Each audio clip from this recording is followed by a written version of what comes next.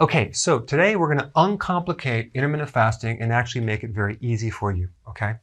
It's actually quite simple. I mean, intermittent fasting is basically not eating, okay? So it's not starving, it's just you're omitting all these frequent meals. It's actually very, very simple, but a lot of times people complicate it. They want to know, can I have my supplements? Yes, you can have your supplements. Can I have tea? Yes, you can have your tea. Can I drink water? Yes, you can drink water. You can have some coffee. The point is that a true fast is just water and nothing else, okay? But if we're adding supplements or tea or a little coffee, I'm going to still consider that fasting, and you're not going to really break the fast, okay? All right, so here's the big thing about intermittent fasting to make it really, really simple. You actually want to let your body dictate when to feed it, okay? When to eat, and also how long you're going to go without eating. So the time may vary because you only want to eat when you're hungry, okay? And then not eat when you're not hungry. And it might sound really simple, but sometimes you have to explain it to people because at the first hint of a little slight hunger, people just start eating. I'm like, that's not what we're talking about. Because even in the morning at 8 o'clock a.m., you have a hormonal spike of cortisol, okay? That's an adrenal hormone, that's a stress hormone.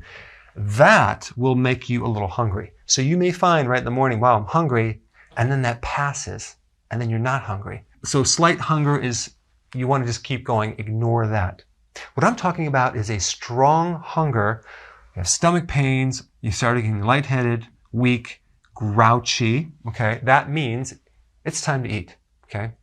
Especially in the beginning, you're going to have this, you're going to feel fine, all of a sudden you're going to have these symptoms, and that's just a blood sugar crash. So you'll have to just get used to it. But the more and more you do this, the more you're going to go from sugar burning to fat burning more efficiently. That takes time though, okay? So another factor is the estimation of effort it takes to really get into this hardcore. So you're fully in the keto where it's comfortable. You have cognitive benefits. You feel focused. You have concentration. Your memory. You can actually learn faster. So that's going to happen over time. But for some people, it could take 3 to 4 months, okay? And I'm talking about weight loss too, especially in your midsection and your blood sugars. It just might take time because your whole life you've done this way and now we're trying to undo it. And it does take some time. So go into this for the long haul and just give it time, okay? All right, the other thing I want to talk about is how to start this whole thing. The first thing is like, let's say if you're doing all these multiple meals per day, you're doing snacks. The first thing is to lower your carbs. Okay, that's number one. That's automatically going to start helping you be less hungry so you can go longer. So now you go 3 meals, no snacks. Okay, that's the first goal.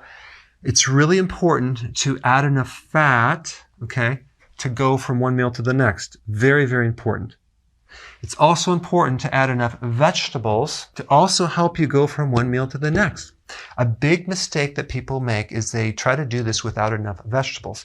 You need vegetables for the potassium and the magnesium and the other minerals and vitamins that help heal insulin resistance and help lower insulin, as well as the fiber that feeds the microbes in your gut. And that produces something called butyric acid, which helps insulin resistance.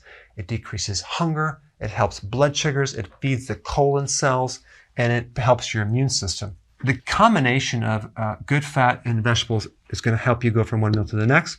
And then just let your body dictate when to eat. So you're going to find you can go longer. So you skip the breakfast. Now you're at 2 meals a day. And now you start to squish those together slowly. Okay, let your body tell you when to do it to the point where you're not hungry anymore. So then you just do 1 meal a day. A lot of people are doing this, but you want to work up to it and just kind of keep it really, really simple. Give it time. These are just principles. Tea through the day.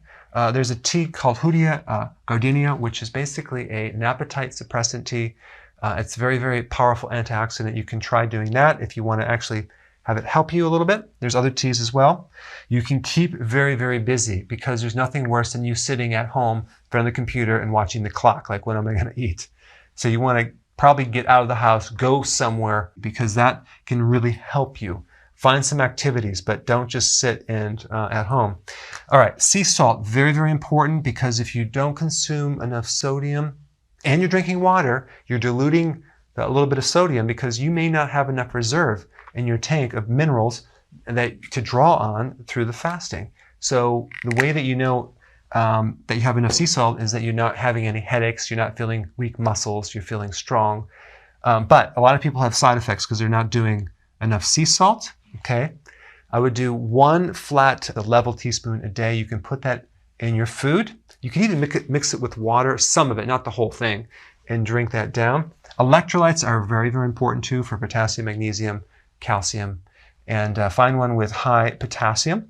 And then that will actually also help you have energy through this as well, because when you make the transition, you need these nutrients. You'll also need B vitamins too. So I just want to throw that out there. Nutritional yeast tablets would help you, but that will just make the transition smoother. The last thing I want to talk about is just make sure that you prepare for what you're going to be eating. So let's say, for example, you don't really know when you're going to eat because you're going to go as long as you can until you're hungry. Bring your food with you if you're going somewhere, but just be prepared, because what we don't want to do is be like, wow, now I'm really hungry and I have no more food. Because the problem with intermittent fasting is that the timing of it, sometimes it's hard to time exactly when you're going to eat and coordinate that with other people. So have your food available so you can go to the correct food. And if you don't know about that, I put a link down below. I think I uncomplicated the intermittent fasting, and I think I made it easy for you, hopefully. Let me know with your comments below.